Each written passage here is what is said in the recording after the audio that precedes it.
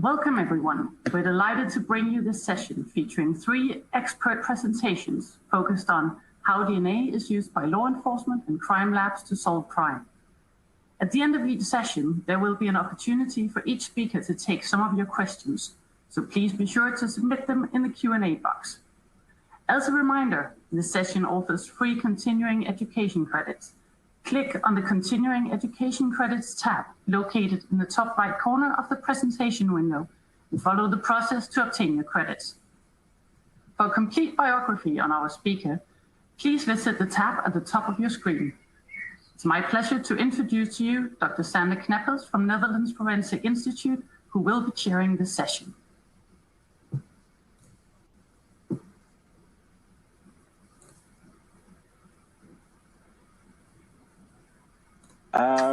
Welcome to this session, and thanks to Thermo Fisher Scientific for hosting this event.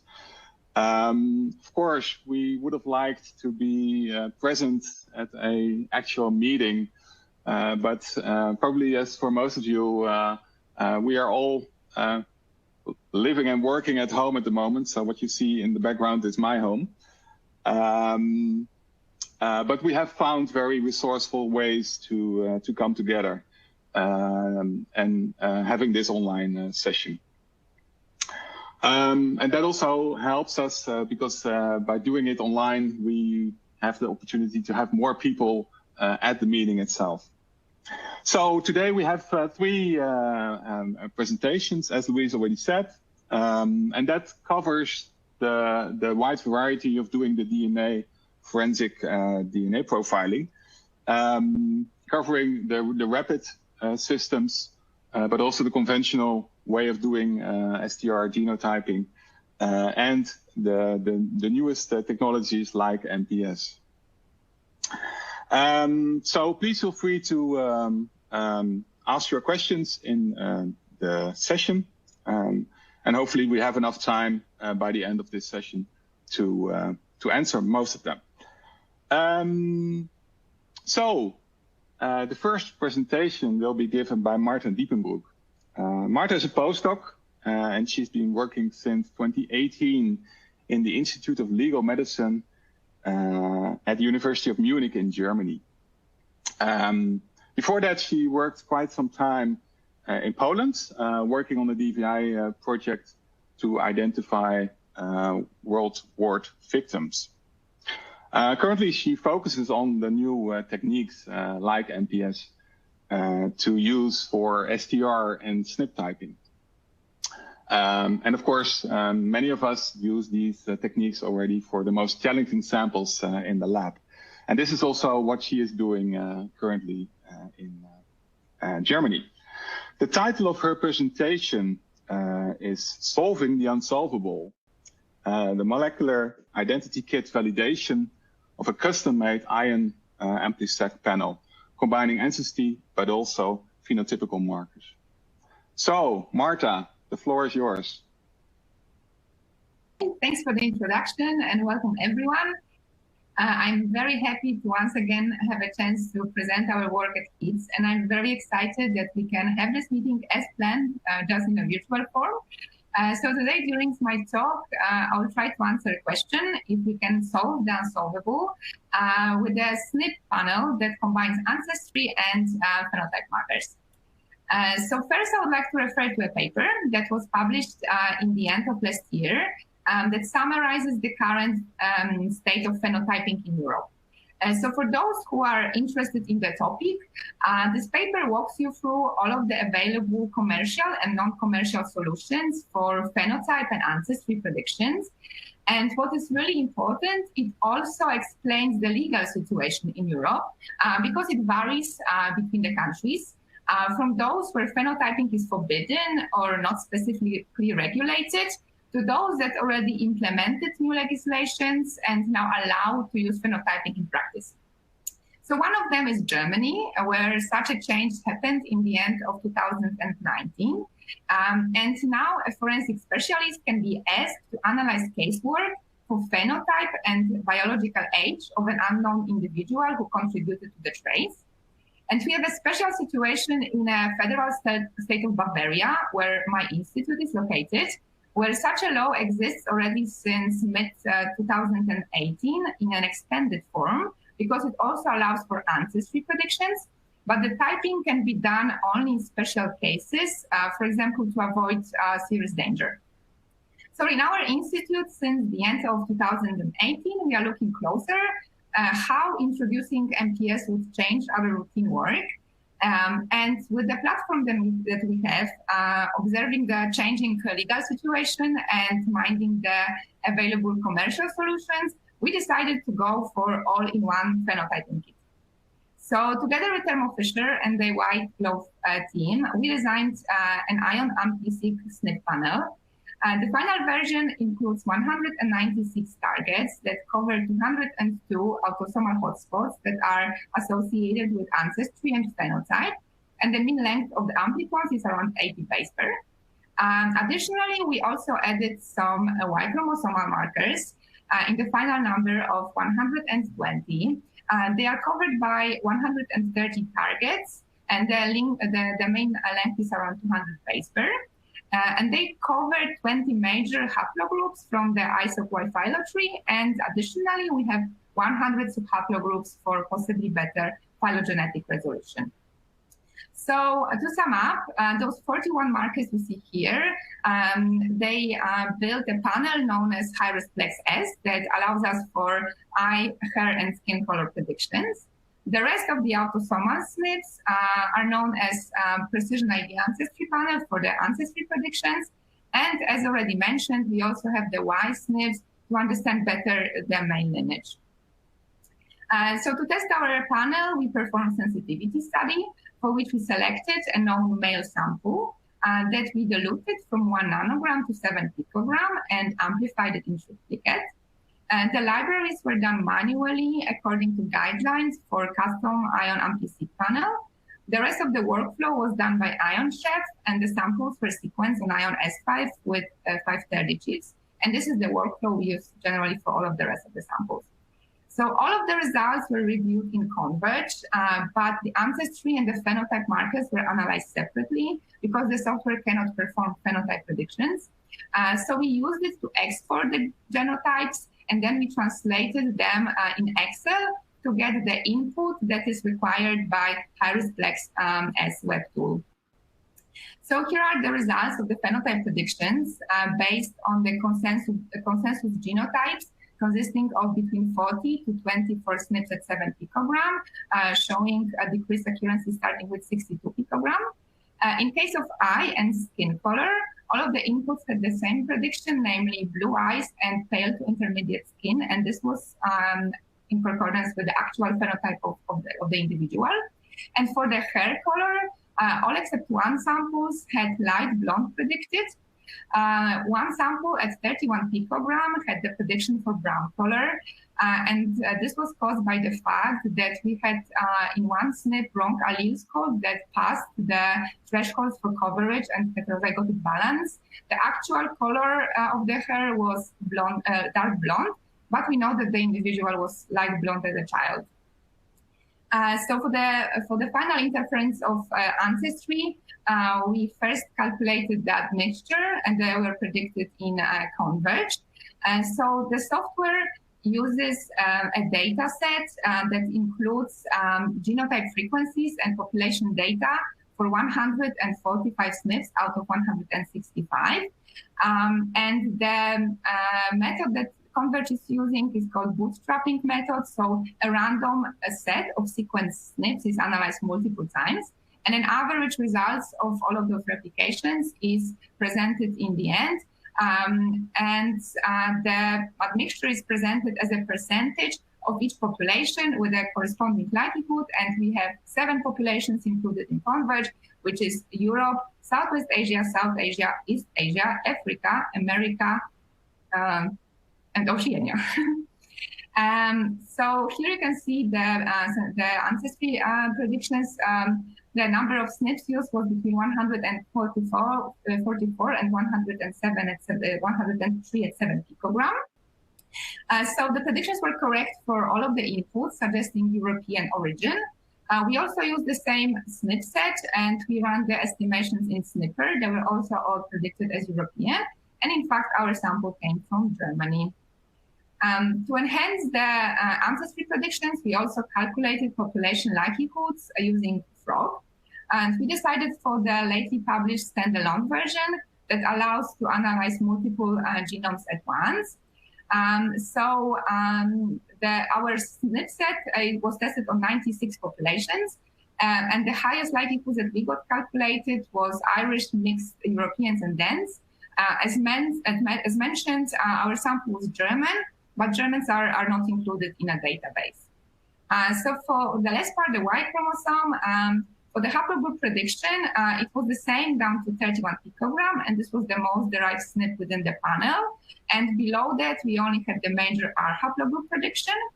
We also used NavGen and the YSDR data to estimate the haplogroup, and we confirmed the predicted lineage. So the second stage of the validation was testing the panel on known reference samples. And they were collected based on an agreement with an ethics commission from our university. And we asked volunteers to fill out a questionnaire when they self-declared their ancestry down to the third generation and described their phenotype. And we took reference pictures for comparison.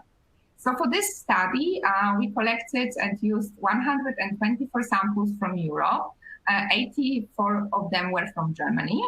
We also had 11 non-European samples and 5 samples that were known to be admixed.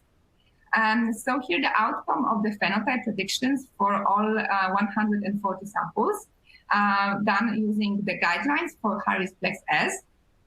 For eye color, 3 results were inconclusive and the rest were predicted as blue or brown, and 88 of those predictions were correct. For hair color and skin color, we had predictions for all possible colors, and accordingly 78 and 89 of them were correct. So those values overall correspond with the values obtained during the validation of Harris-Plex S. So here you can see a graph that presents that mixture predicted by Converge for European, non-European, and the non-admixed samples. So if we have a look at this in detail, here we can see the European samples. They were all assigned correctly to Europe, some of them showing admixture mostly with Southwest Asia. On the right, you can see the results from Snipper. All of the samples were predicted as 100% European. Just as a comment, the reference set that we used in Snipper didn't include the samples from the Middle East. We also calculated population likelihoods that didn't bring too much information, as Europeans are pretty complex population. But what we did observe that for almost all of the samples that had that mixture, European mixture, at least 90%, we had major European populations available in the data set with the highest likelihoods, like Irish, Hungarians, mixed Europeans, or Danes. And the samples that had some Southwest Asia mixture very often also had Turkish population or ethnic groups like Ashkenazi Jews having the highest values. And when it comes to the Y haplogroups, all of them were atypical European haplogroups and also were the particular lineages here. Now the non-European samples. So we had altogether 7 Asian samples. We had the East Asian that both by Snipper and Converge were predicted correctly. Also the population likelihoods here were all East Asian. And for 3 of the samples, the highest one even corresponded with the actual ancestry of the individual. Then when we look at the Southwest Asia samples, they were mixed, showing a high percentage of Europe and Southwest Asia. And by Snipper, they were predicted as only European or only South Asian. And the populations that were calculated here as the highest likelihood were all Middle East. And even if the actual population was in the database, it never got calculated with the highest likelihood. Then for the Africa, we had an example of East, Central, and North African sample. So only one sample was assigned to Africa, the one from Central, both by Converge and Snipper. When we look at the East African sample, it was mixed with Southwest Asia. And the sample from North Africa, which actually came from Egypt, was assigned as Southwest Asia only. And when it comes to the population likelihoods, they corresponded with the intracontinental origin of the individuals. And the last sample was from America. It had a declared Jewish ancestry, and it was predicted as 100% European. So now we are moving to the admixed samples. So here are the results from the admixture prediction from Converge, and above is the expected admixture based on the questionnaire, so down to the third generation, so the grandparents. So we had example, for example, so this was always an admixture of a European individual and non-European individual. We had a situation where we had admixture with two North African individuals, and the difference between those admixtures and the admixtures that we got before for the declared Europeans was that we observed a higher admixture of Africa that we didn't see before next to the Southwest Asia. And in one case, we had a male for which we also predicted the wild haplogroup, which was J1A, which is rather infrequent in Europe, and this corresponded with the North African ancestry of the individual. We also had an interesting example where we expected admixture of South America and Europe, and what we got predicted was Europe and Africa. So it is known that there are many African lineages in South America. In this case, the South American lineage was female. So we will be looking closer at the sample also with the mitochondrial DNA to understand it better. And now we are moving to the last part, the most interesting one, which was studying casework samples. So this was a blind study where the casework samples were unknown because the person who was interpreting the result didn't know their origin. We had 16 samples that were collected during the autopsies performed in our institute, 14 blood samples and 2 bone samples. Then we were also able to test our panel on actual traces collected at the scene and submitted by the Bavarian police for phenotyping. So we had different input for the samples and different degradation index. We studied all of them in duplicate. So this table here, it's a sum up, a complex sum up of all of the predictions that we were able to perform and all of the results that we got. In the gray box, you can see the bone samples. They were the most degraded ones. And you see that for one of them, we didn't have the phenotype prediction, and also we are lacking the Y haplogroup estimation. For all of the rest of the samples, we calculated the admixtures, we calculated the population likelihoods, and predicted the Y chromosome haplogroup.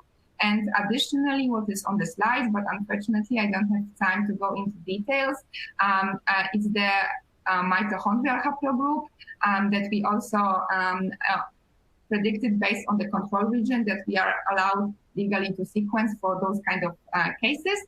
And this slide, it's a sum up of all of those results coming together. So the predictions that we did according to the final phenotype and the ancestry.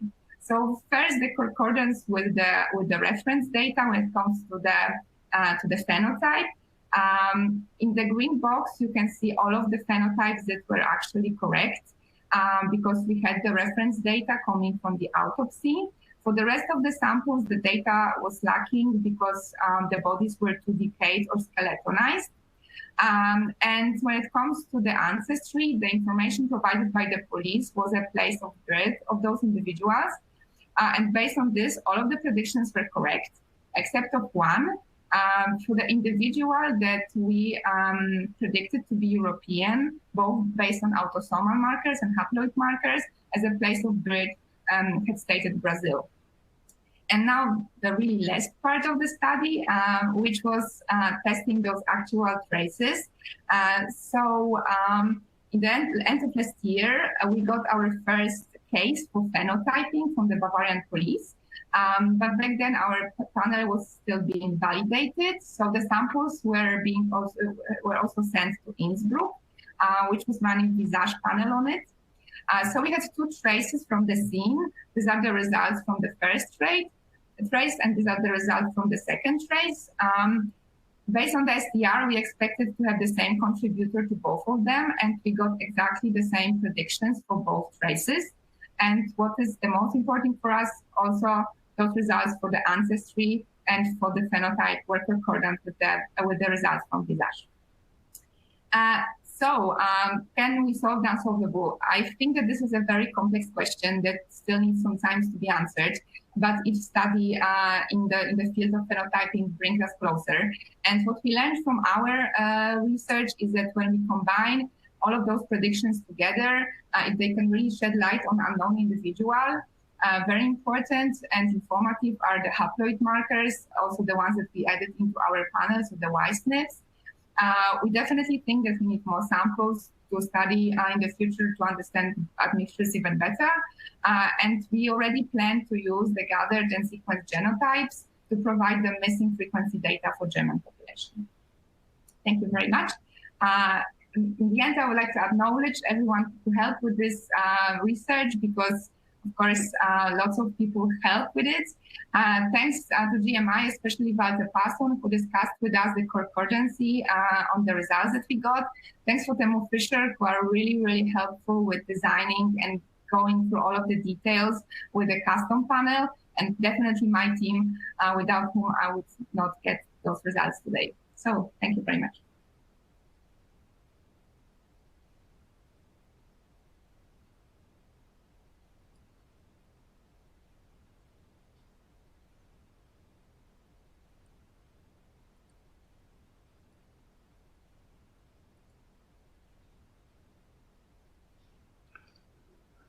Okay, thank you for this very interesting presentation. Very nice data. We don't have questions yet answered by the community, but I was wondering, so you have a new law because it always begins with having a law that allows you to do this kind of work. So how does the law in Germany looks like? So it's for phenotyping, but is it more specific on that? So as I already mentioned, and this is important to understand, Germany has federal states and they can implement separate laws. This is why I gave an example of Bavaria, which is different, as I mentioned, so I will just repeat it again. On the nationwide level right now, since a few months, you can test a sample for the phenotype. So you can go for hair, skin, and color, hair and skin color predictions, plus the biological age. But not only Bavaria, also different states already introduced also the ancestry. So depending on which police department would send us a sample, it might be only for the phenotype, or it might be phenotype plus the ancestry. So far we worked with the Bavarian police, so we had the enlarged panel. Okay. Another question. When you're looking at trace samples, there's always the risk that you might have a mixed sample, so the perpetrator and maybe as the victim itself. Did you look at these mixture samples as well, and were you able to exclude these, or how does it work in your workflow? So this is a good question, because so far for this validation, we worked only with the single source samples. We also looked a bit at the mixtures, but we were not exactly sure if we are happy with the results. So we came up with a different idea that I don't want to spoiler here, but very likely we will be willing to look also at the mixtures, but being sure that we are looking at the single contributor. Okay, okay. And did you already think about the way you are going to report these results to the investigators? This is, of course, another question, because we, of course, know everyone who works with the police, even though we very much respect their work, we also know that they can sometimes, only because of not understanding the results, maybe over-interpret them a bit. So we would like to report it in the way to really give them the proper information, but also do not suggest them anything. So right now we are just discussing, also thanks to the experience that we got when doing the concordance study, how we could present those results. So I think that from our own understanding, sometimes we would go a bit further with those predictions, but we would prefer to stay on a really safe level with the police. So, this is only a lead. We all know it, that this is just additional thing that can be added to the investigation. Sometimes maybe it will really change the investigation and help it. So we are currently discussing what would be the smartest way to really help the police and make them follow the investigation, but also, don't lead them in the wrong direction. Yeah, this is, of course, very important. Okay, thank you so much for your presentation. Then we are moving forward to another way of doing the typing that many of us know, and is a more conventional way of doing the typing.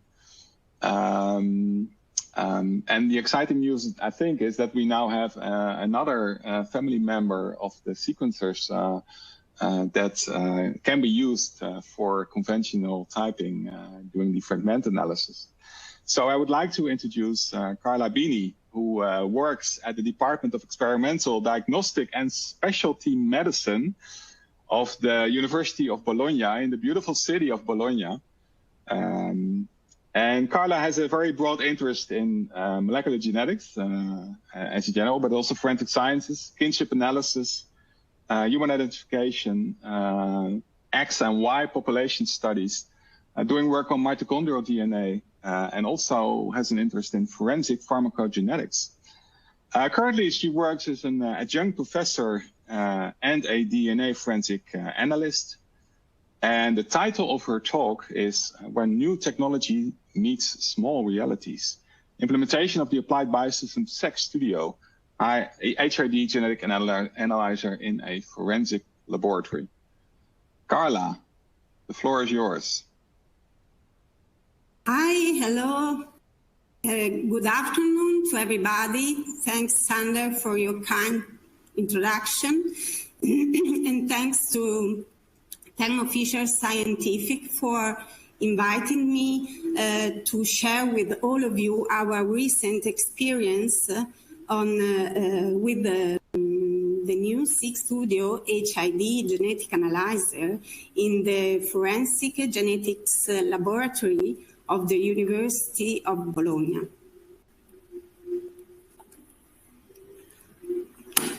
Sorry. So,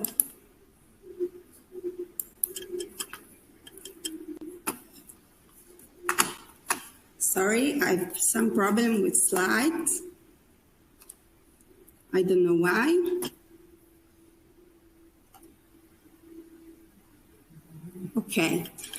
Let me give you some background about Bologna and show you where we are. Bologna is located in the north of Italy, in the Emilia-Romagna region, and the province counts more than 1 million of residents. According to the Ministry of Interior Statistics, in 2019, Bologna was the 4th city in Italy for crime reports. The majority of crimes are related to property crimes like robberies and burglaries. And amongst violent crimes, rapes are the most common. Even if characterized by a lower frequency rate, also domestic violence is important to be mentioned, as often it is a hidden phenomenon.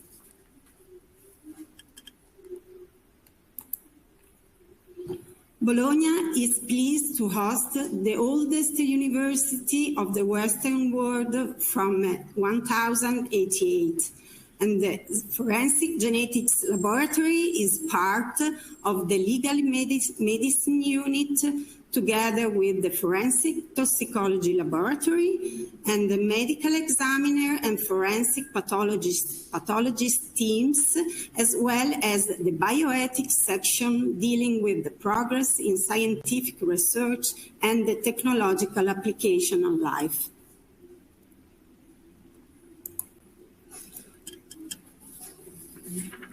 Being part of the university, the main goals of the Forensic Genetics Lab are research projects and student training in different degree programs.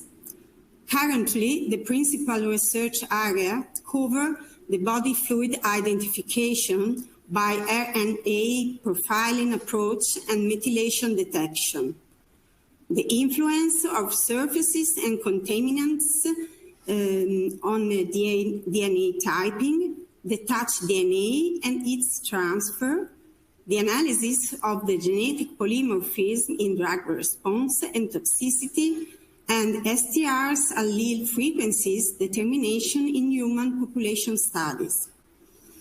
Moreover, the lab has constant collaboration with experts all over the world in different biomedical sciences.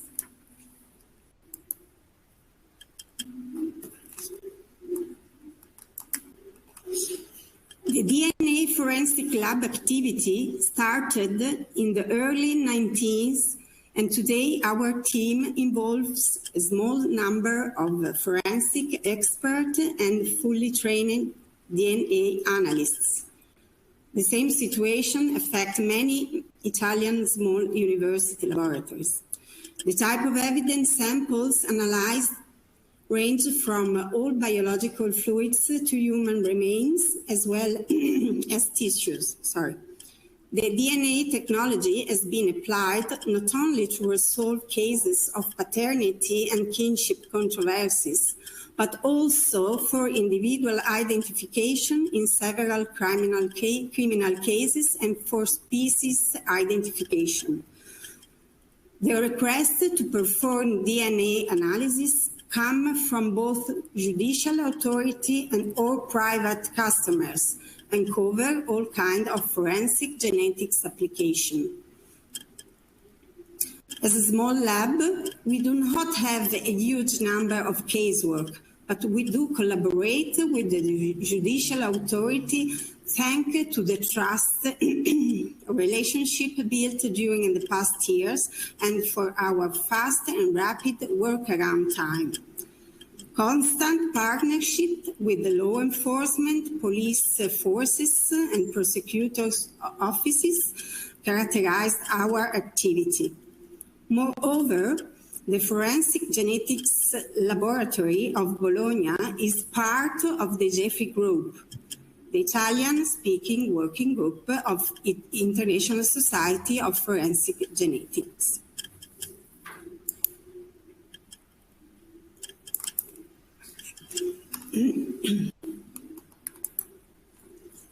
So far, the traditional workflow for DNA profiling consists in a preliminary examination of the evidence followed by manual DNA extraction. The quantification is performed using the quantifier tier kit on a 7500 real-time PCR system, and we used to have a 9700 PCR thermal cycler and a very old 310.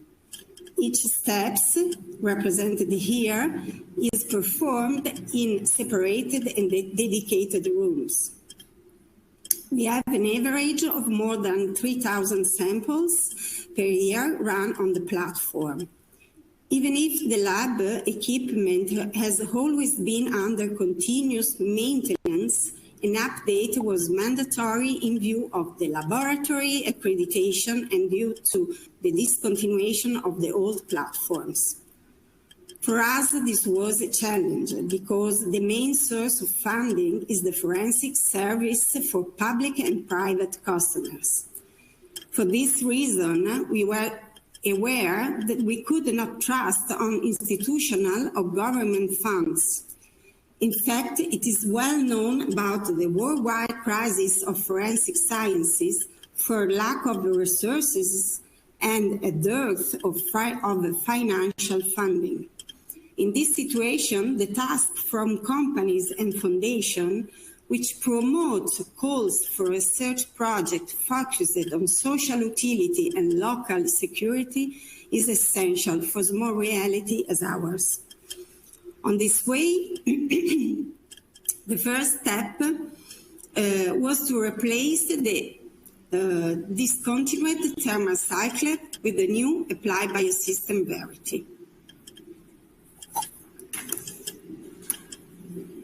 Next, thanks to the Bank Foundation Cassa di Risparmio of Bologna, we could apply for funds presenting a project on the improvement of DNA testing quality standards for forensic application with the aim to help justice and criminal investigation, and we were able to replace our 310 after 22 years of great job.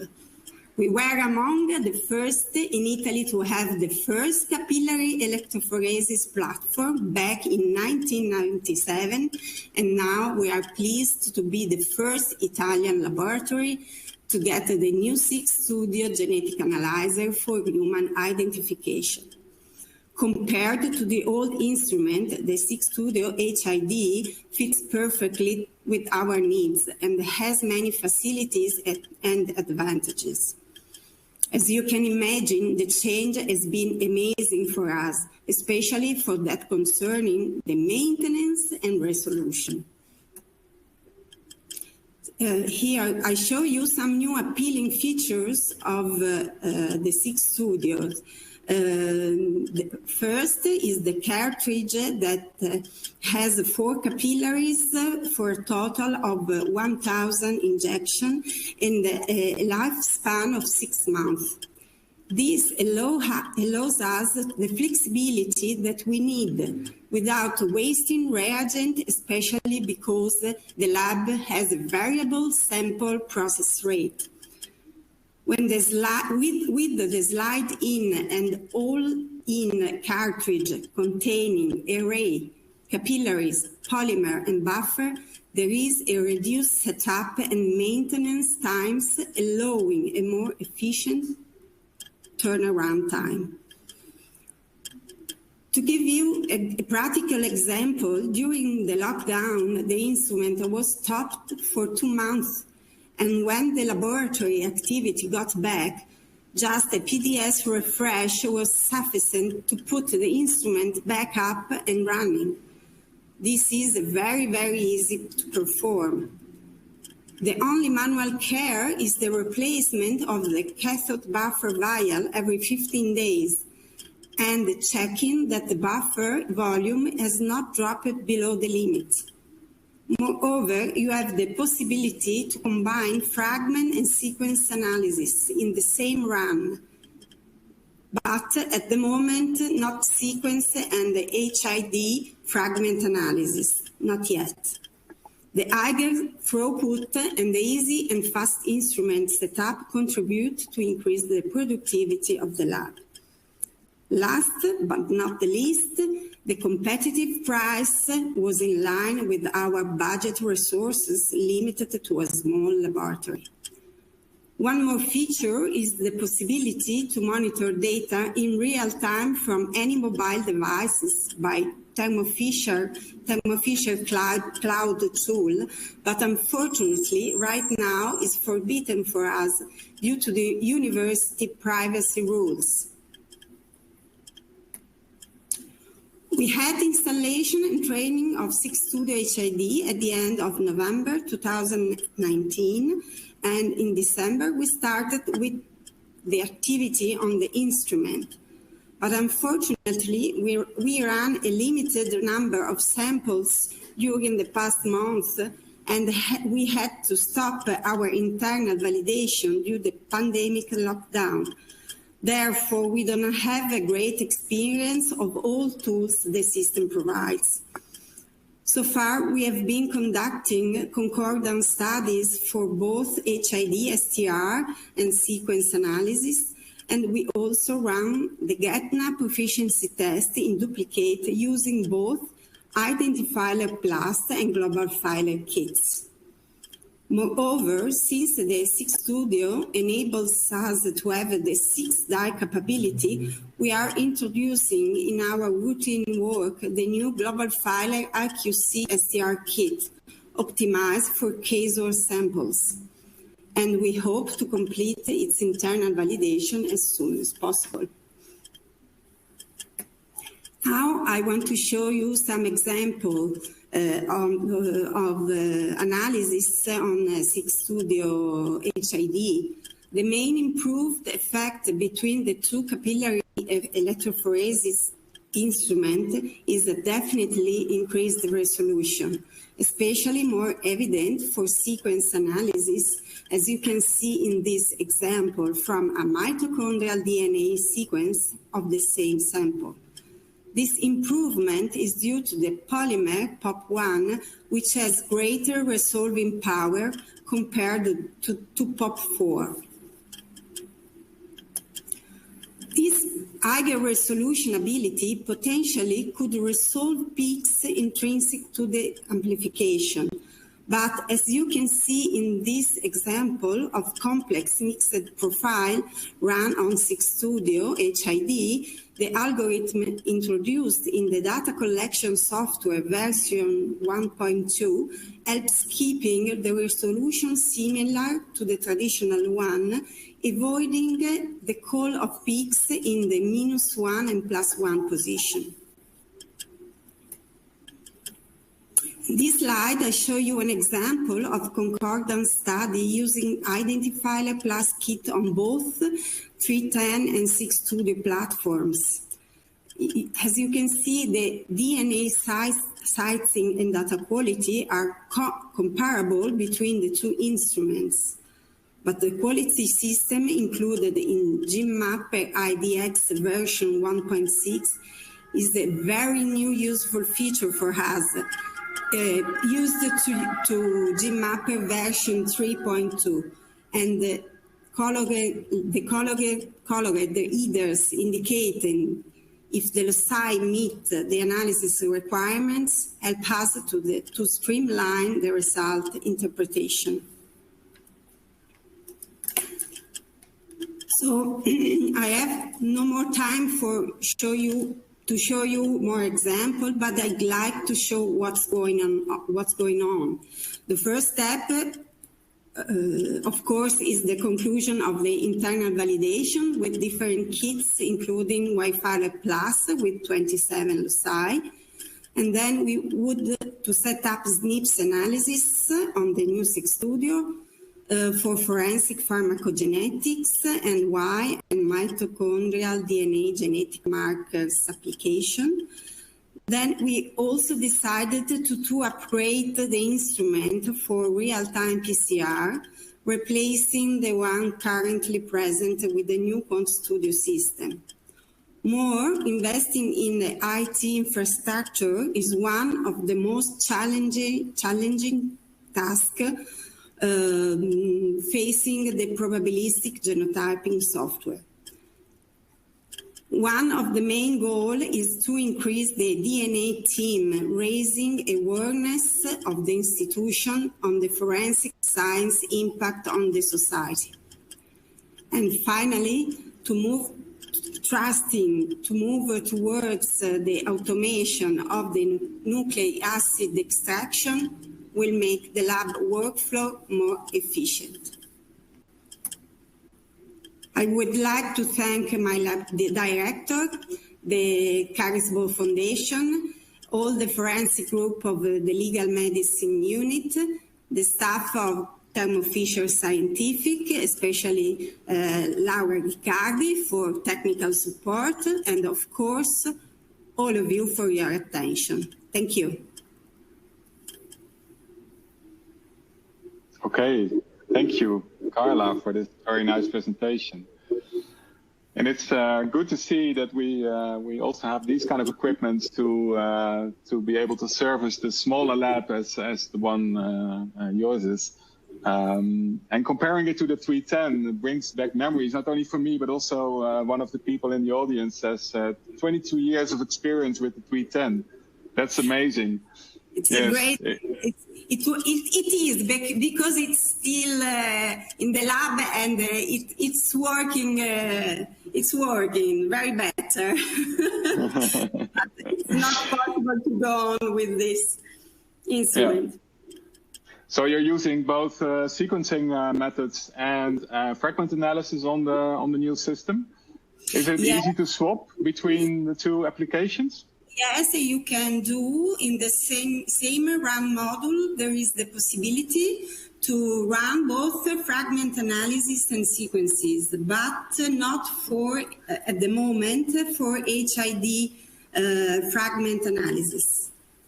This is because the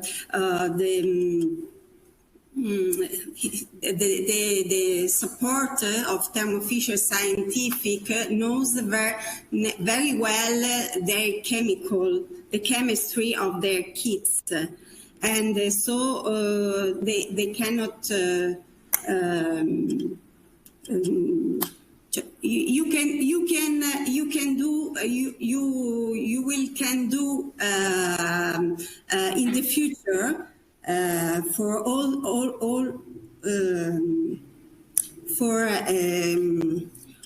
fragment analysis and sequencing from different kits. I don't know if I ever answered your question. Sorry. It's okay. It's okay. Thank you. Because of time, I think we. Yeah. Because of time, I think we should move forward. Thank you so much again, Carla, for your presentation. Thank you. And then we go from the conventional way of doing the STR typing to the rapid ways of doing the typing. So the next presentation will be on the rapid hit ID by Dr. Stefan Koneman. Stefan worked for, I counted 8 years at the Institute of Legal Medicine in Münster, so a different city in Germany, as a scientific researcher and also as a lab manager. But now he's a senior field application specialist on the extraction method, but also on the rapid DNA. And actually, I had the pleasure to meet Stefan real life before the crisis hit in, because he visited NFI a few times to talk about rapid DNA and rapid instruments. And he's really the true expert on rapid ID. So I'm very pleased to be able to announce him. The title of his presentation will be Application of the Applied Biosystems Rapid Hit ID System, Current Results and Application Examples. So Stefan, the floor is yours. Thank you very much for this nice introduction. So yeah, I would like to present you now the rapid hit ID and some nice examples. I don't want to talk about so much the how the systems work. There are other possibilities here at this conference. You can go to the booth and things alike and check and also have an expert chat later. But let me tell you that the rapid hit and the rapid DNA is not a replacement for the current workflow. We see it as an addition. So here's a comparison of cost and throughput. And although the rapid analysis is more expensive than the normal lab workflow, the CE workflow, there's definitely applications. And one is the flexibility and the mobility. But yeah, if you are interested in this, there's possibilities here, and there's also a poster presentation about rapid that you can have a look at. Yeah, what we did, as I now give you some examples where I have used rapid in our Darmstadt HID experience lab in Germany, is that we analyzed bones together with the Institute of Legal Medicine in Mainz, together with Dr. Uta Immel and Dr. Klaas Bender. And for that, we choose some bones that were collected by the Institute of Legal Medicine in Mainz.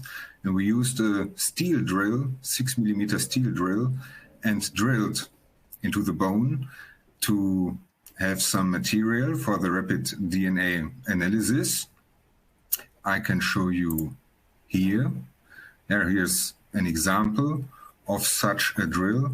It had a weight of about 56 milligram of weight. And this weight is similar to what we recommend when we do an extraction, a common extraction with the Automate Express or the PrepFiler Express BTA chemistry from Applied Biosystems Thermo Fisher. Here you can see another example of drills of about 84 milligram of weight. And you can see them on the right already in the analysis chamber where you put the sample of an Rapid ID Intel cartridge. As you might be aware, there's two different kinds of cartridges, mainly on the Rapid ID. It's the ACE and the Intel cartridges, and the Intel cartridges are more sensitive than the ACE cartridges. So you can use them for stain samples, crime scene samples as well, whereas the ACE sample cartridges are more for reference samples. You can also analyze blood or saliva with them. So here's an example now, an analysis result with the bone chips that we've put into the Rapid Intel cartridge.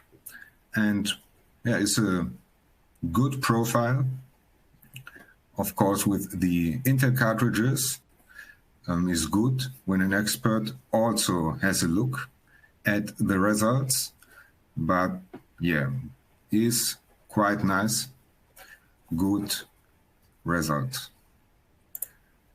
What we also did was that we heard that there's like a trial, a disaster victim identification trial. And for that, of course, not real bones were used from the actors, but the toenails were used in this DVI trial. So we also tested toenails. We just cut them and put them into the Rapid ID Intel cartridge. Here's an example of about 20 milligram of toenails. So there are, you can see different pieces of toenails is from one person. Can be very different. You can take one toenail from a participant, it might be very big, but some have, of course, tinier toenails, then you need to collect a little bit more. But nevertheless, 20 milligram is not too much.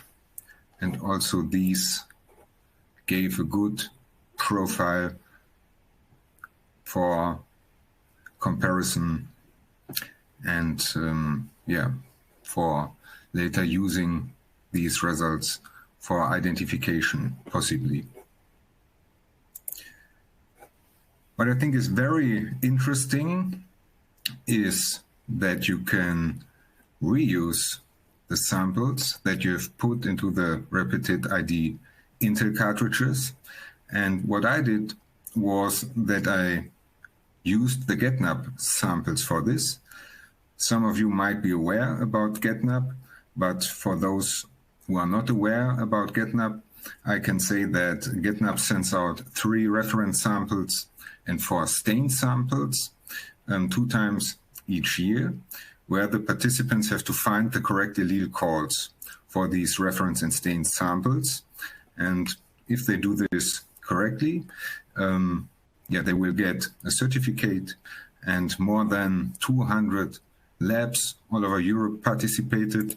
So the slides that you can see here were given me by Dr. Carsten Hohoff. He's also participating in this conference, and they are 2 years old now, these numbers. I think they are now with GetNap at more or less 250 participants. But yeah, there's countries where there are a lot of labs participating. some others a little less, but GetNap is very important if you want to see if your DNA analysis you do are correct or not. So what I did, I took the GetNap samples and I cut them into half with a scissor, and I used 1/2 for the Rapid 200. It's the big white instrument that you've seen at the beginning. It's for up to 8 samples. And the other half I've put into the Rapid ID. It's the small black instrument that you've seen is for 1 sample. And both run with the Global Filer Express chemistry. After that, after the analysis on the ID was finished, I took the whole cartridge and I've frozen it for a later analysis with the normal lab extraction workflow and extraction and CE workflow. And when I took them out, after they were frozen, I have quantified them with our quantifier. I've extracted them with PrepFile Express, quantified them with Quantifiler Trio, and then amplified them with the Global Filer. They used 0.5 nanograms of DNA. And here you can see now, firstly, the results that I got on the Rapid ID with half of the GetNap stain, good profile.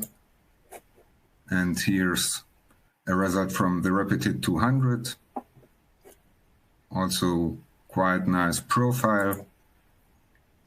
And yeah, these were reference samples, but more interesting are, I think, the mixed stain samples. So I also have results here. So this is stain 1 of the GetNap samples on the Rapid 200. And here you can see stain 1 on the Rapid ID. And just to make you aware, the Rapid ID Intel cartridges have a higher cycle number. So when you looked at the stain profile, there was obviously a 2-person mixture, but there were also alleles of only 1 base pair of difference in D1 as 1656, and also some elevated stutter. And if you now want to secure the results that you have, as I said, I've run these samples, I've re-extracted them, and then run them on the Seq Studio. Here's what you see with the Rapid ID results. Might be elevated stutter. Also on the left, there's 2 peaks with only 1 base pair of difference. And when you now run them on the Seq Studio, that's what you get.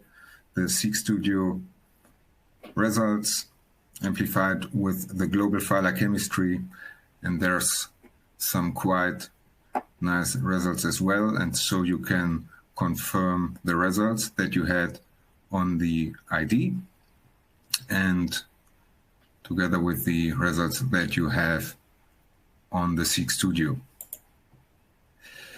Okay, so as I said, the Rapid systems are a perfect addition to your current lab workflows. It's not a replacement, it's a perfect addition. And these samples that you have run on the Rapid ID system with Intel cartridges, for example, you can reanalyze them with common laboratory workflow methods. So this, together with the GetNap samples, for example, is a good way to test and verify your Rapid systems. And we've already analyzed as well samples that can be taken in disaster victim identification, and it worked. And if you have any questions, we'll be happy to implement your Rapid system and your rapid workflow. Please go to the poster section. There you will see some results that we have generated on the bones samples together with the Mainz Legal Medicine Institute. And we have also compared then the results that we have on the ID against the results that we got on CE. I have not shown it here, but it's in the poster session. And now there will be an expert chat open where Chris Bridge and me, Chris Bridge is my colleague, also very much involved in Rapid, will answer your questions. So that's from me. Okay, thank you, Stefan. Thanks for your very clear presentation on the Rapid ID. I see there was one question coming up asking what's the total time needed for the extraction and typing together? On the ID, also, I think on the Rapid ID, the analysis time of the sample is about 90 minutes. And then when the sample is uploaded to the Rapid Link software, I could not talk about it now, but I'm happy to answer this question in the expert chat later, what Rapid Link is.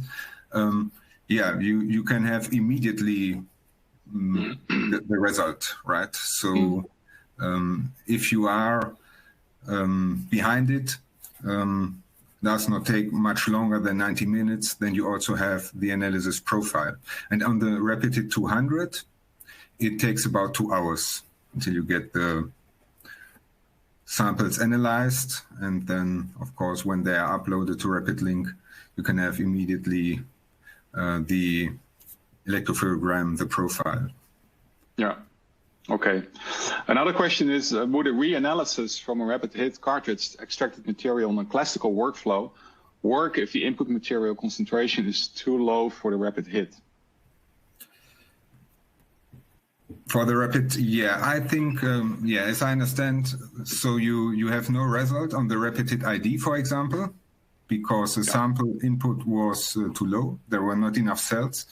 And if then it works, if I re-extract it, with a normal lab workflow. I did not have this case.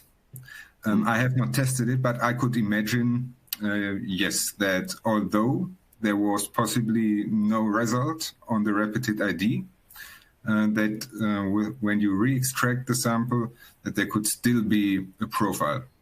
Maybe not the best one, but at least maybe a partial profile. I could imagine that, but I've never tested it. Okay. So that's something that you should really test if you are using this system. Another question is, in the future, are you looking to install a quantification step into the machines to measure the DNA concentration?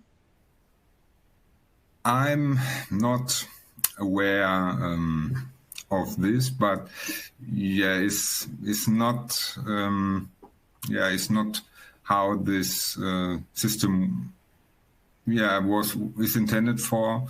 So when you have extracted the DNA and then do a quantification step and then maybe guess the best input amount of DNA, then would be another application. Is Global File Express chemistry that we use for these cartridges. And so at this point we don't quantify, and I'm not aware. I'm not speaking for Thermo Fisher as a whole now. At least I can say I'm not aware that we want to add a quantification step. Okay. Well, it's a question that comes up more often when talking about rapid, because and there are quite some countries around the world where it's obligatory to have a quantification in your complete process for DNA profiling in forensics. If we're talking about stain samples. Yeah. Okay. Given the time, I think we should wrap it up. So I would like to again thank all the speakers of today for their very good presentations. And thank Thermo Fisher for organizing this online event. A job well done. Something to also think about for the future, probably. Thank you all for your attention, and I will give back the floor to Louise, who will finish up this session. All right. Thank you again, Sander, also for chairing this session. Thank you to all of our speakers, and thank you to the audience for your outstanding questions. As a final reminder, any questions that were submitted and not answered today by our speakers will be addressed separately and posted on the on-demand view of HITS Virtual. These presentations will be available for on-demand viewing until June 2021. Please be sure to share them with any of your colleagues who might be interested in any of the topics covered in today's session. Thank you again for your participation. We are now opening the technical Ask the Expert chat that Stefan also just mentioned. Don't miss it. Also, the applications hall, exhibits and posters are open. Please be sure to stop by. See you at HITS 2021. Take care and goodbye.